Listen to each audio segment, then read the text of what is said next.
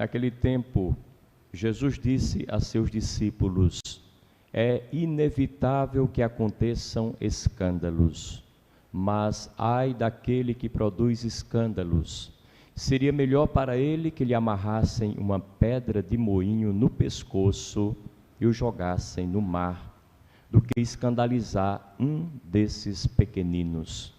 Prestai atenção: se o teu irmão pecar, repreende-o. Se ele se converter, perdoa-lhe.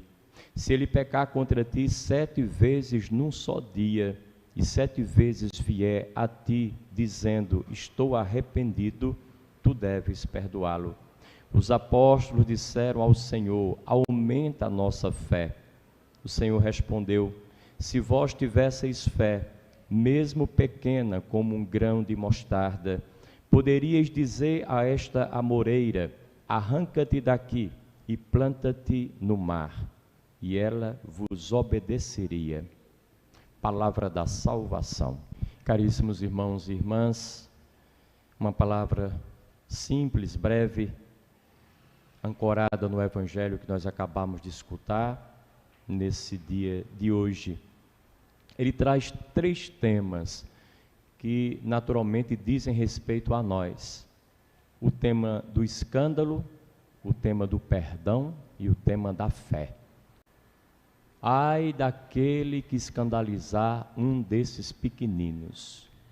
Vez por outra a gente ouve essa admoestação, uma espécie de ameaça que de alguma maneira nos deixa com a pulga atrás da orelha, de alguma maneira nos mete medo. O que é escandalizar alguém a ponto de provocar um pecado? Ora, escandalizar não é outra coisa senão chocar negativamente as pessoas, de quem somos chamados a cuidar, a proteger, a ajudar. Aquelas pessoas que estão sob o nosso cuidado, que dependem de nós, e nós devemos ser uma referência positiva, elas precisam dessa positividade, e nós acabamos por ser uma referência negativa. Ao invés de ajudar, atrapalhamos, dificultamos, emperramos a sua vida e o seu crescimento. E o Evangelho é claro, o pecado é grande quando nós escandalizamos os pequeninos. Quem são os pequeninos? São aquelas pessoas que ainda não cresceram, ainda não têm condições de processar por si mesmas na sua vida, na sua cabeça, no seu coração, de entenderem os porquês da vida. São pessoas inocentes, são pessoas de boa fé, são pessoas que acreditam nas outras pessoas. Então, se essas outras pessoas com quem as primeiras se relacionam não fazem por onde, não estão à altura dessa relação, pelo contrário, usam e abusam dos outros, a quem foram chamados a ter cuidado, elas provocam escândalo. É esse escândalo que Jesus Cristo, vez por outra, denuncia e diz ainda mais, ai daqueles que provocarem tais escândalos.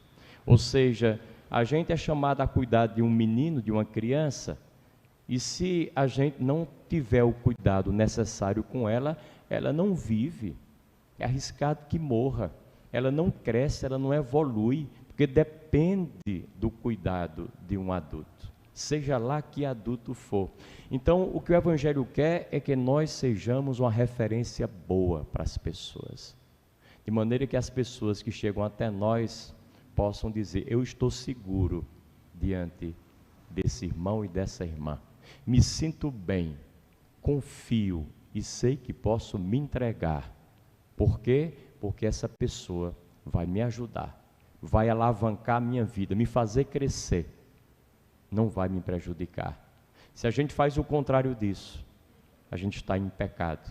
Portanto, é preciso que tenhamos esse cuidado, essa responsabilidade e essa preocupação. O segundo tema é o tema do perdão. E o Evangelho diz assim, se alguém vem até ti e peca contra ti 7 vezes, num só dia, e diz: eu estou arrependido, tu deves perdoá-lo.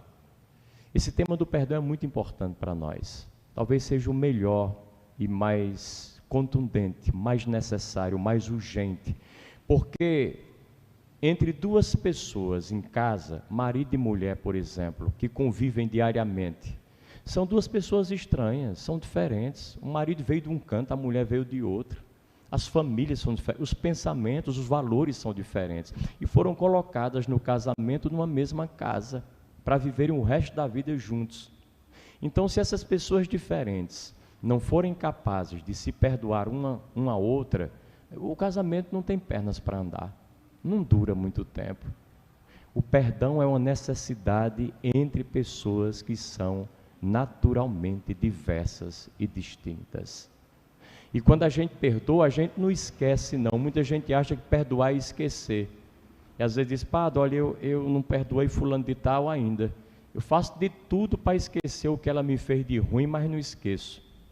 Quando a gente esquece o mal que uma pessoa fez a gente não está dizendo que perdoou, não. A gente está dizendo que é um desmemoriado. Não tem memória nenhuma. Não.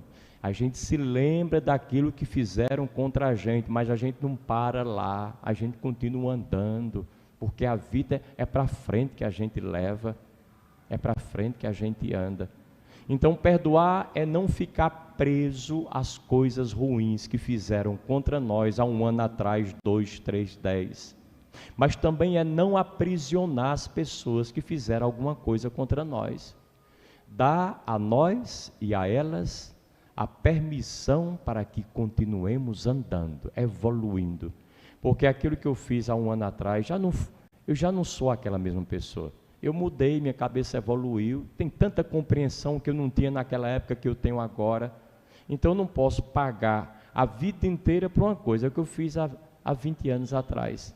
Porque a vida nos permite compreender mais e melhor sobre ela mesma. Então é por isso que Jesus Cristo diz, aqui e no outro texto: devo perdoar 7 vezes? Pergunta Pedro, achando que era muito. Não só 7, responde Jesus, mas 70 vezes 7. Ou seja, tantas vezes quantas forem necessárias a gente deve perdoar, para que a vida continue.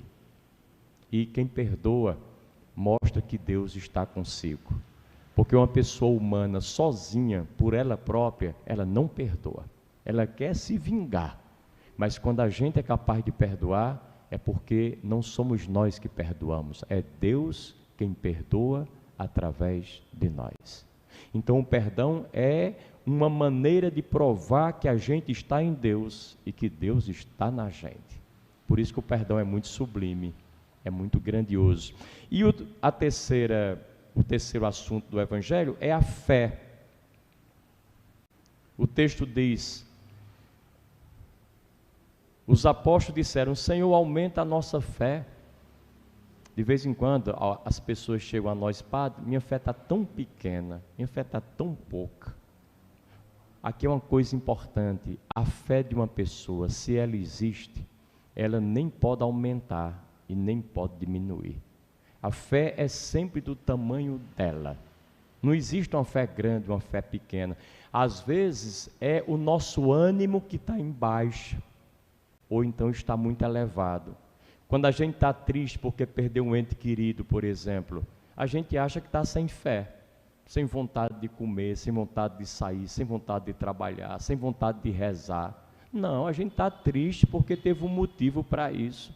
Quando os tempos forem evoluindo, os dias forem passando, a gente vai ganhando, recuperando aquele ânimo, aquela alegria que a gente perdeu com aquela perda irreparável de um ente querido. E com o tempo a gente vai se ajustando e melhorando. Então, não existe evolução espiritual. São Paulo dizia: o espírito está pronto, mas a carne é fraca. Então, trata-se da gente fortalecer o corpo, a carne, fortalecer a cabeça da gente, o psiquismo da gente, a mente da gente, o coração da gente, para a gente poder acolher as demandas espirituais da alma. Então não é falta de fé, é apenas um problema físico ou mental, que é passageiro e que logo, logo, ele sendo superado, ele vai ser um espaço adequado para que a fé reapareça naquela potência que ela sempre teve e naquela forma de agir que ela sempre agiu em nós. Fiquemos com esses 3 elementos e que eles nos ajudem de alguma maneira. Louvado seja o nosso Senhor Jesus Cristo.